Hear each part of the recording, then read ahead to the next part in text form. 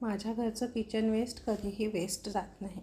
मी काय करते, दरवेळेस भाज्या अशा गोळा करते. घराच्या काही रोजच्या भाज्या निघतात त्या गोळा करते आणि एका कुंडीमध्ये टाकते. त्यासाठी काय करायचं आहे, एक मातीची कुंडी घ्यायची आहे, त्याला होल असतं, त्यावर विटा टाकायचे आहे आणि त्यावर थोडी माती टाकायची आहे. मी इथे माझ्या घरचं जुनं सेंद्रिय खत होतं तेच टाकलं.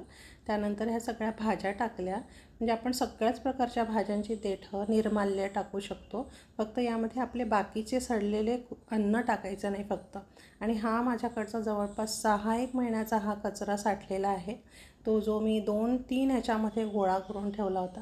आणि उन्हाळ्यामुळे काय झालं, वरवरचा कचरा सुखाच राहिला आणि खालचा जो कचरा आहे या बाल्टीमधला जो ओलसर राहिला तोच मी आज चाळायला घेतला. वरचा कचरा बाजूला, सुका कचरा बाजूला काढून घेतला आणि हा खालची जी ओली बाजू आहे त्यातून आपल्याला हे सुंदर खत तयार मिळालेलं आहे. बघा, हे किती सुंदर आणि सुटसुटीत माती आहे. याला अजिबात दुर्गंध नाही आहे, हे मात्र विशेष आहे.